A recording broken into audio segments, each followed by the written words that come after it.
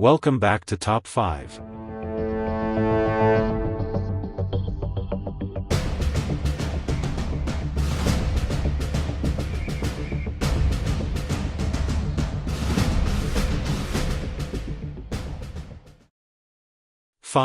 Mary Bell. Mary Bell was born on May 26, 1957, in Newcastle upon Tyne, England, into a family marked by emotional turmoil and neglect. Her mother, Betty, who suffered from severe mental health issues, was known to be emotionally detached and volatile. Mary's father was largely absent from her life. The combination of her mother's instability and her father's absence created an environment filled with chaos and neglect. From a very young age, Mary was subjected to harsh treatment and abuse, which left her feeling isolated and unloved. As a child, Mary displayed increasingly disturbing behaviors. By the age of 11, she had developed a penchant for cruelty, often showing a lack of empathy towards others. She was known to be involved in the torment of animals and was described as manipulative and aggressive. These traits foreshadowed the horrific events that would unfold later in her childhood. In 1968, Mary became embroiled in the tragic deaths of two young boys, Martin Brown, 4, and Brian Howe, 3.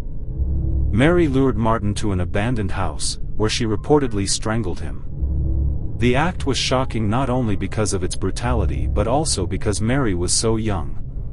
After the murder, she returned to the scene with a friend, displaying a disturbing nonchalance. The community was in shock, and the police launched an investigation. A few months later, Mary targeted Brian, luring him into a secluded area and killing him in a similar manner. The brutality of these killings sent shockwaves throughout the nation. During her trial, Mary was characterized as a deeply disturbed child, leading experts to debate whether she fully understood the gravity of her actions. Her defense argued that she was a victim of her circumstances, shaped by a traumatic upbringing.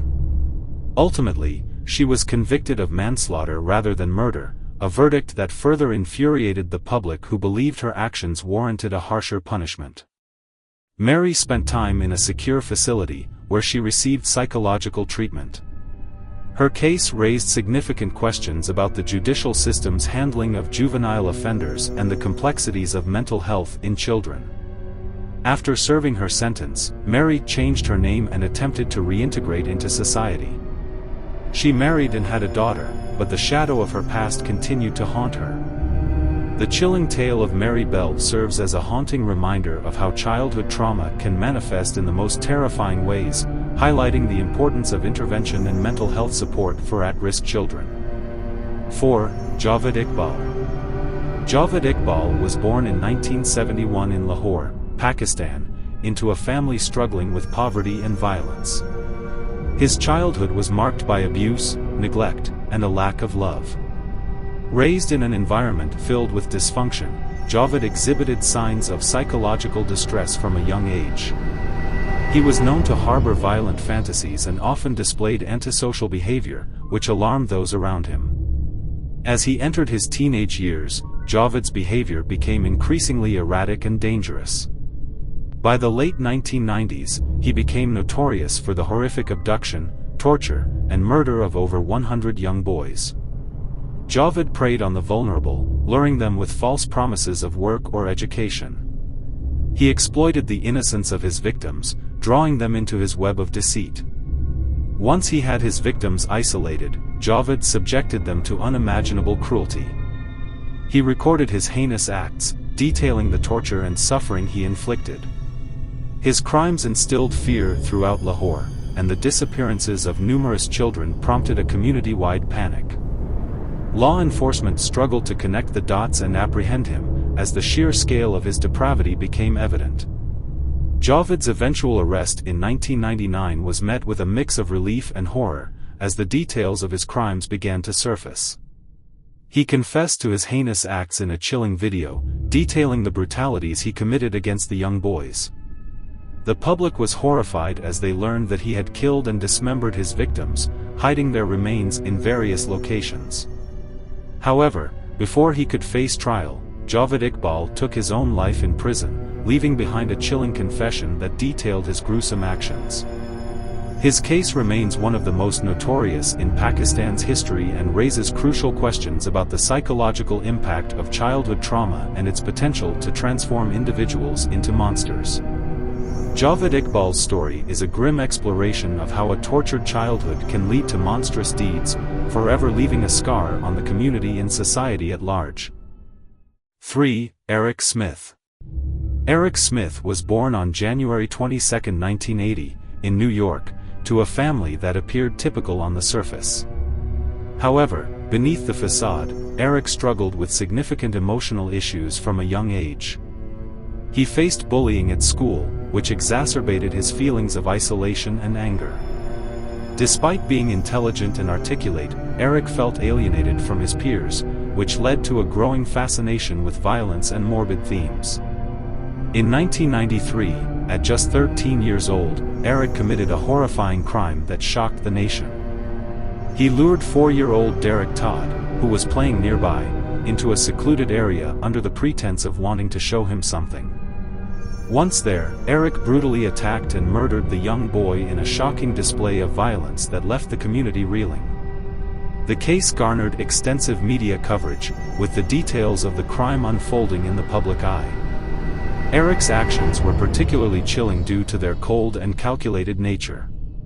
During his trial, he exhibited a disturbing lack of remorse, which further unsettled the public and the court. Psychologists and experts debated the motivations behind his actions, with some suggesting he was a victim of his circumstances, while others viewed him as a dangerous individual who needed to be held accountable. Ultimately, Eric was convicted of first-degree murder and sentenced to 9 years to life in prison. The case ignited heated debates about juvenile offenders and the capacity for rehabilitation. As Eric served his time, he underwent psychological evaluation and treatment, prompting discussions about mental health resources for troubled youth. His story serves as a haunting reminder of how childhood trauma, isolation, and psychological issues can manifest in horrifying ways.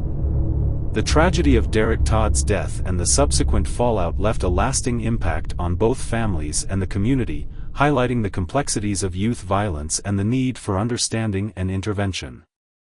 2. Karla Homolka. Karla Homolka was born on May 4, 1970, in St. Catharines, Ontario, Canada. Her upbringing appeared normal at first glance, but as she reached adolescence, troubling signs began to emerge. Karla was known for her manipulative behavior and a disturbing fascination with violence.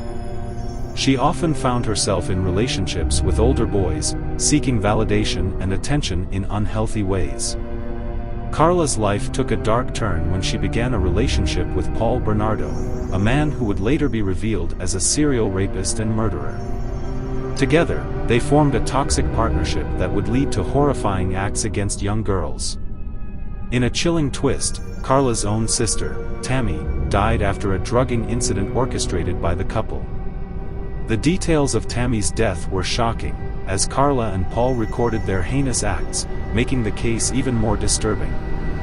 During their trial, Karla struck a deal with prosecutors, agreeing to testify against Paul in exchange for a reduced sentence.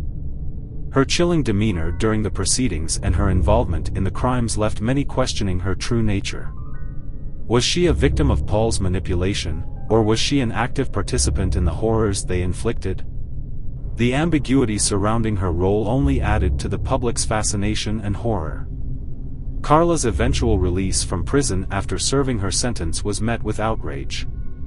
Many felt that her plea deal was too lenient considering the severity of her crimes.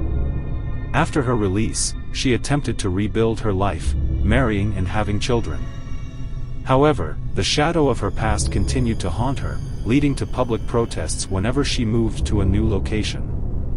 Her story exemplifies the complexities of human nature and the potential for darkness that can exist within anyone, regardless of their background. The chilling reality of Karla Homolka's life raises questions about complicity in crime, the nature of evil, and the impact of childhood experiences on adult behavior. 1. Lyle and Eric Menendez. Lyle and Eric Menendez were born into a wealthy family in California, living an affluent lifestyle that masked the dysfunction behind closed doors.